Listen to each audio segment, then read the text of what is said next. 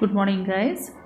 Today we'll be taking the next chapter of your plus 2 or 12th class, which is AC or alternating current. Right. So, a part of this alternating current we have dealt in our generation of alternating current or generator. Right. Remember? And we dealt with some equation part also. That much equation part is not there in your plus 2 textbook, NCERT textbook, but that equation comes up in the next chapter, which is alternating current. Okay, so I took that in that chapter or the when I was taking AC generator, because it will be very easy for you guys. Okay, so similarly, so today when I am dealing with AC, the same equations comes again for the second time. Is okay. Don't need to feel bored. Okay, so let's move on. So AC or alternating current, it's actually continuation of the previous chapter which we have dealt, right? So AC, almost all the equipments which you are having in your home is working on alternating current. Not almost all, but around 90% at least, right? So my question which you have to find as a homework is, what is the voltage? How much is the voltage which your home appliances work upon, or how much is the voltage which your home main is receiving, right? Similarly, how much is the frequency, let's say, and send me as WhatsApp. Okay, I want to see. So yeah, right. So this is something which you have learned as a GK. You might have learned in GK. If not, it is good if you can look for it. Okay, available in almost all the Google sites. Okay, so how is AC generated? How is our alternating current generated?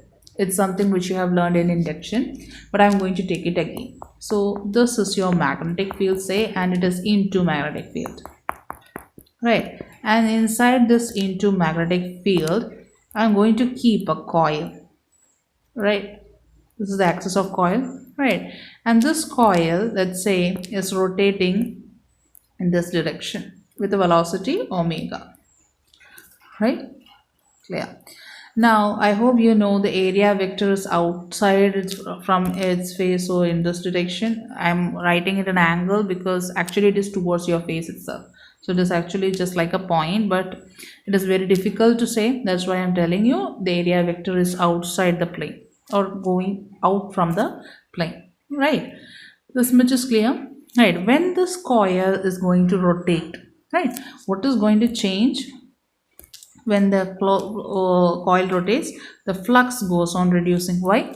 Initial condition, when this coil was in this condition, right? So almost all the magnetic field lines was passing through it, right? So the flux was maximum, but when the coil goes on rotating, the next position will be like this, right? And the next position will be like this, right? Clear? Right. So remember, so the flux goes on, reduces or change, I can say, right? So EMF, you know, is d phi by dt. I'm not mentioning the negative sign because I'm still have not talked about what? Lenz's law. Now this EMF, we called it as what? Induced EMF, right?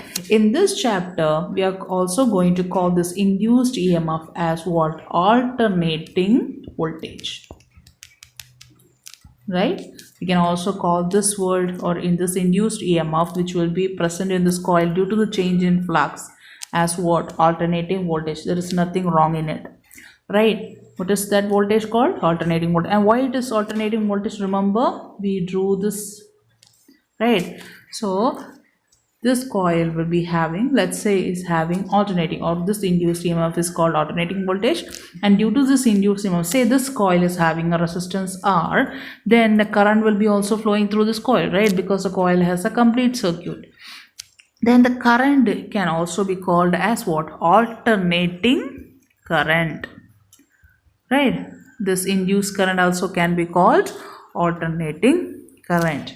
I hope this much is clear, right? So that means similarly I can talk about flux phi. It was B dot A, or can say BA cos theta, where theta is the angle between the magnetic field and the area vector of the coil, right? Now see, if the coil is rotating by an angle theta, then the area vector also will be rotating by the same angle theta, right? So then phi will be equal to this equation, right? So say if I just told you the coil is rotating with the velocity omega, and I just told you suppose by when it is rotating by a velocity omega, it makes an angle theta, right? It is rotating by an angle theta. So what is the relationship between angular velocity and angular displacement? It is theta is equal to omega t, right? So I can substitute this value here, so that phi is equal to ba cos omega t. This is phi equation. Very simple, right? And this much part actually we have dealt with in the previous chapter itself, right? Now what is d phi by dt? Is EMF, and there is a minus sign also due to Lenz's law. So E is equal to minus d by dt. In place of phi, I am going to write it as ba cos omega t, right? So that, see, this ba is a constant term, so it is minus ba, and d by dt of cos omega t, so it will be of omega minus sin omega t, because the derivation of cos is minus sin, right? So that I can write it as ba omega sin omega t. That is our EMF. I am going to replace this constant term, that is ba omega, as what? E naught or epsilon naught sin omega t, right? This is the expression of our what? Induced EMF, or I can say alternating voltage at any time interval, where E naught is the maximum possible alternating voltage. Clear? E is the actually it is called instantaneous voltage, right? At which instant? At t instant. At t instant, what will be the voltage? That is epsilon. E naught is the maximum EMF that can be induced. Clear? Right? Or I can say it is a that terms etc, peak etc, I will tell you later on, right? Clear? Now let's move on. So if epsilon I can know, can't I find what you say as current, right? Current will be equal to what? Epsilon by r, right? So epsilon I is equal to epsilon by r is equal to epsilon naught sin omega t divided by r. Epsilon by r, I'm going to replace it with E I naught sin omega t, right? So I naught is the maximum current value that can flow as an alternating current, and I is a instantaneous current at the time interval t. This much clear, right? So both of them are sinusoidal, hence the waveform, right? So this is a condition. See, initially I just told that at t is equal to 0. That is initial condition if this coil was in this condition, right? That is the angle between the vector or area vector and B initially was 0, right? Both of them are, what say, one is, let's say, is into, and if I can draw in this direction also, the area vector can be drawn, right? So the angle is, let's say, 180 degree. So in that formula it doesn't make any change, right?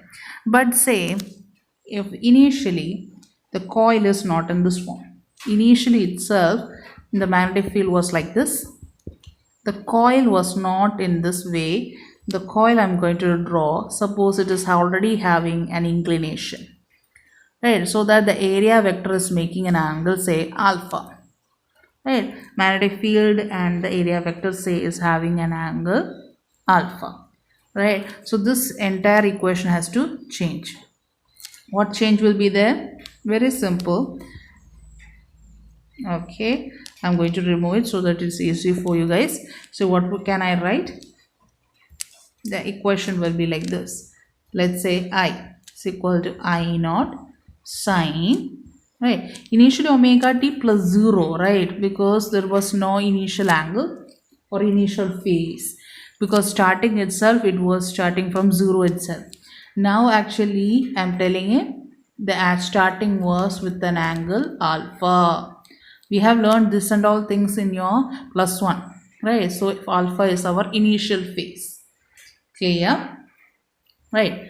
Now, before we go completely into AC section, we have to lead or talk about little bit about DC, which you have learned in your plus one, not plus one, below classes 9th or 10th, and with something which is wrong, we have been taught in your, most of the time, it is very easy for teaching basics. But sometimes when you're taught basics, a lot of things are taught in a wrong way. It's not the fault of the teachers, guys. It is because it is very easy, or it is very difficult to make you guys understand about very complicated stuffs. So it is very easy to say these are basics, you just have to buy heart these things. So most of the time the teachers will not tell you why it is so, etc.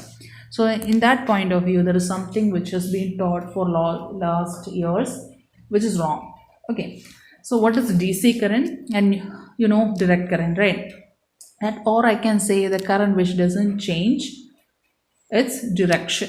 That is actually the problem, right? What is alternating current? It changes its direction. So the current which doesn't change its direction is known as DC current.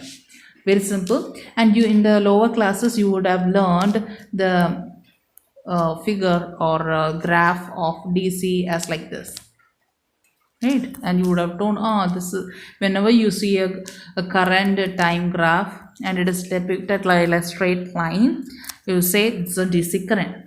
But guys, you have learned in voltage, distance, time graph, what does this mean? A straight line, it means it is constant. So actually this graph is indication of constant current, right? This much you know, as you have learned in the 11th class, right? So actually the graph which you have to learned in your 9th or the 10th class is actually not complete. This is a graph for what? Constant current, which is also for DC. It's not wrong, but there can I say, see, suppose I'm drawing a graph like this, right? And I'm telling you, right, and I'm drawn a ripple, and my question is whether it is a DC or whether it is an AC. Around 90% of your guys would say it is AC. Why? It looks like half sinusoidal. No, it is a DC current. Why? See the direction, clockwise, clockwise, clockwise, clockwise. The current flowing in the same direction, but it is not constant, right? It is not constant like this. It is having same direction. So this figure is also this figure for IT graph is also for what? DC, but not a constant flow. Clear? So DC doesn't mean that it always has to be a straight line. DC current graph. Clear? So you can be asking, or you could be asked if the graph is like this. How? Like this. Let's say graph is plotted like this, right? And right, whether it is AC or DC, it's a DC, same direction. Similarly, if you are, as I just changed something in this graph, say, okay, this graph going up, down, gone up, down, gone up, down, whether it is AC or DC, it is a AC current. Why? See, direction here clockwise, anti-clockwise, clockwise, anti-clockwise. So the current is always changing its direction. So it is an AC current. Alternatingly, its direction is changing. Clear? And what was the symbol of a DC supply? Remember, this is positive and this is negative. Similarly, AC supplies figure is like this, a sinusoidal wave in a round. This is usually taken as positive, that is the left is usually taken as positive and the right is usually taken as negative. This and all you know, right? Clear. Now we are going to move for the next small subtopic, right? After that only we'll go for a bigger things. Okay, so let's remove this much portion.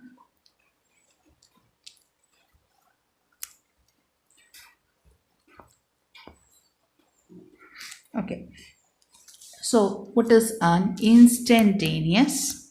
You know instantaneous voltage, etc., right? Similarly, what is instantaneous current and average current? That will be dealt later. Now, right, just like our +1 portion. Instantaneous velocity, what was it? V instantaneous, it was small displacement by the time during a small time interval. Similarly, what was acceleration? Instantaneous acceleration, small velocity change for small time interval, right? Similarly, instantaneous current, I'm going to write it like this, I inst, right, is equal to small, right? What is current? Actually, this amount of charge flowing per unit time, right? So I instantaneous will be small charge flow for a small interval of time, right? And this interval of time is very small, it is moving towards zero, not exactly zero but very close to zero value. This and all, you know, right? Suppose I give a small problem, guys. You're told charge, oh sorry, equation, okay, charge q of t is equal to t square plus 1, right? Then you are asked what is the instantaneous current at 1 second. How would you do? Differentiate it. So I instantaneous will be is equal to dq by dt, q of t, that will be equal to d by dt of t square plus 1, right? And what was the equation, guys? I rubbed it off, right? So 2t, right? That will be the differentiation of this one, right? At 1 second will be t is equal to 1, so 2 into 1, that is 2 ampere is our instantaneous current, right? That is something very easy. So if you are asked a current at a particular time, that is known as instantaneous current. So what is average current? If you are asked for or asked a current that has been flowing for a time interval, right? Say that's, I will tell you properly, guys. Suppose the same scenario, right? And for 1 second or for the 2 second or 2th second, the current is flowing this much, right? 2 ampere. That means that is your instantaneous current. For 2 seconds, 4 and at is two different, right? At 2 second or second or right, second, right? The current is this much, means that is your instantaneous current. For 2 seconds, the current has been flowing this much, that is known as your average current, right? And what was the equation for average current? I hope remember what is average voltage. This total displacement by total interval of time, remember. Similarly, what will be our average current? It will be total charge flow in the circuit by total time. Very easy, right? So how can I find the total current in the case of I average, right? Oh sorry, total charge, how can I find it? So we'll start with instantaneous current. What was instantaneous current? Here I am going to write instantaneous current as I itself. So it is dq by dt, remember, right? So I can just rearrange it so that I dt will be equal to dq. But dq is a small amount of charge. So in order to find a lot or the full amount of charge, I just have to integrate it, right? So from 0 to q. If I am integrating this part, then this part also has to be integrated from 0 to t, right? Because here dt.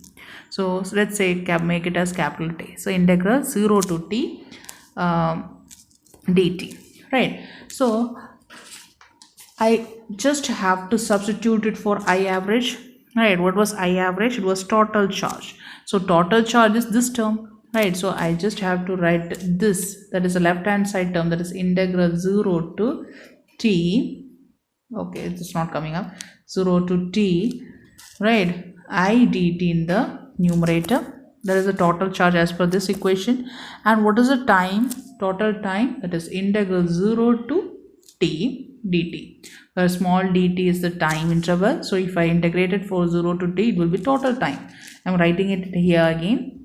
I average is equal to integral 0 to t, sorry, 0 to t I dt divided by integral 0 to t dt. Clear? This is the expression for average current. Clear? Simple. And after that, if you are asked what is the expression for what? Average voltage. I just have to replace every I with what? I with E. So this term will be epsilon. Right? So epsilon average, that is induced, average EMF or average voltage, alternating voltage, is equal to integral 0 to t epsilon dt divided by this term. Right? Clear? Right? So it is very easy. So I can even tell you that this can be generalized equation. If there is a function f of t, the f average can be written as integral 0 to t f of t dt divided by integral 0 to t dt. This is a general equation for average. Is okay. So we can start with, we can do a small problem, right? So after that we'll go for the next section. And the question is, suppose the power P of t is given as tq plus 2t, right? And you're asked what is average power. Very easy, P average, right? Sometimes in your book you will see the average is also having a symbol like this, that is less than or equal to sign in the either side, right? It was just like a bracket, right? So this is simpler of average. So okay, this is not wrong, right? So integral 0 to t, right? P of t dt, that is expression, divided by integral 0 to t dt. That is the expression for general expression, right? In place of function of time, I will write it as a power, right? So what is time interval? So that has not been asked, right? Suppose I am asking you the average power for a time interval of 2 seconds. So that means 0 to t has to be changed from what? 0 to t, 0 to 2. P of t dt divided by integral 0 to 2 dt. What is integral 0 to 2 dt? It will be 2 itself, right? So 1 by 2. What is integral P of t dt? Integral 0 to 2. Or I am going to remove this integral function. I am straight away differentiating this term, integrating this term. What is x raised to n? Integration, it is x raised to n plus 1 divided by n plus 1. So it is t cube, means it is t raised to what? 4, right? So it will be t raised to 4 divided by 4, this term, plus 2 t squared by 2, right? That is expression. And the entire limit, upper limit is 2 and the lower limit is 0. Clear? So here I am going to rub this portion off, right? So that we can continue it writing over here. Right. So what will be the expression? 1 by 2, right? Upper limit t raised to 4, I have to substitute 2, it will be 16, right? 16 by 4. When I put 0, the value goes off, right? Plus, right? 2 into t squared, that is 2 into 2, so 1 2 goes off, so there will be only 1 2. So this expression like this. What is 16 by 4? It is 4. So 1 by 2, 4 plus 4, that is 8. 8 by 2 is what? 4. So 4 is the answer, that is 4 watt. This much clear, right? So this is an easy expression, clear? So we are integrating the equation, then the calculation is very easy, right? Now moving on. Okay, let's remove that totally. Oh God. Okay, suppose I am having a figure like this. Suppose it is not straight away asked like a numerical question. You are given a graph and the graph is like this, right? Let's say the negative side also, right? This is 2 ampere, guys, right? And this is 1 second, 2 second, 3 second, right? And t, and you are asked what is average current. See, so whenever you are asked like a graph, right, average of a graph or an average graph is being asked, so that means they are asking for an infinite condition, that is the cycle is going on in a infinite time. And if you are asked to find like that, in order to find infinite is very difficult, right? It is enough you find only one part, It is enough that you find only one part or one cycle, because the same cycle is repeating again and again till infinity, right? So if you are asked to find an average of a cycle, even if it is displacement or what you say velocity, average acceleration. Similarly, if you are asked average current or voltage, you just have to find only the case of one cycle. Easy, right? So let's move on how to solve this one. So the figure I'm removing, guys, it is easy. You remember, right? You would have drawn in your notebook by now. So what is the average currents equation? Integral, sorry. Okay, I'll write it down. Integral I of t dt divided by integral dt. I'm not writing 0 to t, 0 to t time interval. Right. Now, see here, once I'm saying what is this I of t dt? Product of current and time. Remember, this was our figure. This is I of t and this is time. So dt means for a small time interval. I'm going to take this cycle only, first cycle, right? And this cycle is repeating till infinity. So y of t into t. I of t, this much part. T is this much part. So I can say actually the area, right? So that is I of t dt. So area is I of t dt, the product of current and time. So when I'm taking the area, so you're asked what is the area for one cycle. What is the area for one cycle? This is plus area, this is negative area. So what is the area? It is 0. So the numerator part, while I'm calculating the average current, goes off as 0. Right? So the entire value of average current will be 0. Very easy, right? So if you are asked what is the AC current or in AC cycles, average current is 0. Easy, right? Similarly, if you are asked, suppose they want to change something and they change the figure like this. Okay, let's say the figure I'm going to change it like this, right? Like this.